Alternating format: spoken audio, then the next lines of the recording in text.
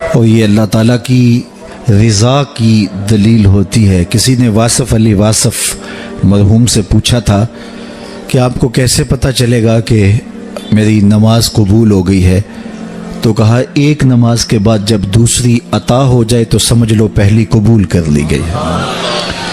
تو یہ سعادت مند لوگ ہیں جو 5 گانا نماز شعار زندگی رکھتے ہیں اور ان کی نماز قضا نہیں ہونے پاتی۔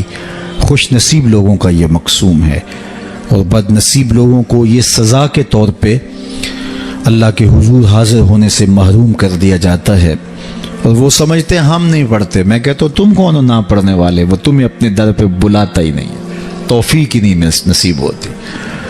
وہ پرانے زمانے میں جب بڑی گہما گہمی ہوا کرتی تھی لاہور ریلوے اسٹیشن پر، تو لوگ جب آیا کرتے تھے تو کلی بھر کے ان کا سامان تھام لیتے اور جہاں ان کو جانا ہوتا وہاں پہنچا دیتے۔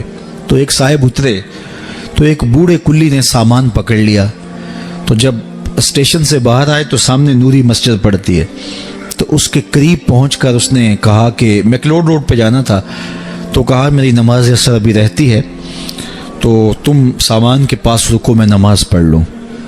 تو بابا جی اندر چلے گئے، نماز تعدیل ارکان کے ساتھ ادا کی۔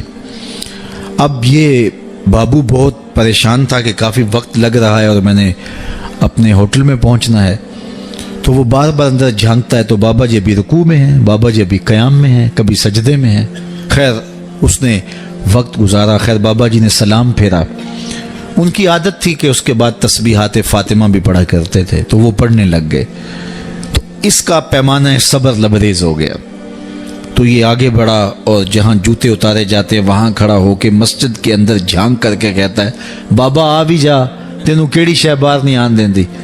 تو بابے نے پلٹ کے دیکھا اور ہنس کے کہا پتر جڑی شے تینوں اندر نہیں آن دیندی۔ تو یہ اس کی توفیق کے بغیر ممکن نہیں ہوتا۔ میں نے دیکھا بوڑھے شخص، بوڑھے اشخاص ان سے بیٹھا بھی نہیں جا رہا ہوتا، تو وہ بڑی مشکل سے لاٹھی ٹیکتے ٹیکتے مسجد کا رخ کرتے ہیں، اور سخت سردی میں ٹھٹرتے ٹھٹرتے مسجد میں آ رہے ہوتے ہیں، ٹھنڈے پانی سے وضو کر رہے ہوتے ہیں، اور دوسری جانب ہٹا کٹا نوجوان ہوتا ہے اور مسجد کے سامنے سے سینہ تان کے گزر جاتا ہے۔ اندر سے اللہ کی پکار کی آواز آ رہی ہوتی ہے، اس کے نمائندے کی پکار کی آواز آ رہی ہوتی ہے۔ تو یہ توفیق ہوتی ہے، اللہ سے توفیق مانگو، وہ کبھی سجدے سے محروم نہ کرے، وہ اپنے حضور جھکنے سے محروم نہ کرے۔ قیامت کے دن اللہ تعالیٰ لوگوں کو کہے گا کہ میرے حضور سجدہ ریز ہو جاؤ۔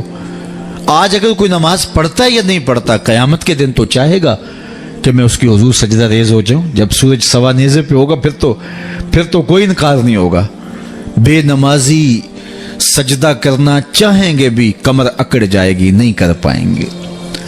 اللہ فرماتا ہے قرآن مجید کے اندر کچھ لوگ جہنم کو دھکیلے جا رہے ہوں گے، ان کے ملنے والے کوئی راستے میں ملیں گے، ان کو کہیں گے ما سلککم فی سقر، تم جہنم میں کیوں جا رہے ہو؟ تو وہ کیا کہیں گے؟ لم نک من المصلین، ہم نماز نہیں پڑھا کرتے تھے۔ ایک بار نہیں، 2 بار نہیں، قرآن و حدیث میں 750 مرتبہ نماز کا حکم آیا ہے۔ یار ایک بات میں آپ کو کہوں، ہمارے خطبہ کہتے ہیں نا کہو سبحان اللہ، تو سامعین نہ کہیں تو وہ ناراض ہو جاتے ہیں، کوئی مذاق کر دیں گے، پھر سخت غصے میں آ جائیں گے، کئی تو ناراض ہو کے تقریر چھوڑ دیتے ہیں کہ میں تمہارے پاس آیا ہوں، تم زور سے سبحان اللہ بھی نہیں کہتے۔ تو 3 مرتبہ، 2 مرتبہ، 4 مرتبہ ایک مکرر ایک بات کہے اور آپ نہ مانیں یا میں نہ مانوں تو وہ ناراض ہو جاتا ہے، اور میرا رب ایک بار نہیں 750 مرتبہ کہہ رہا ہے۔ نماز کا حکم اللہ اور اس کے رسول کی جانب سے 750 مرتبہ ہے۔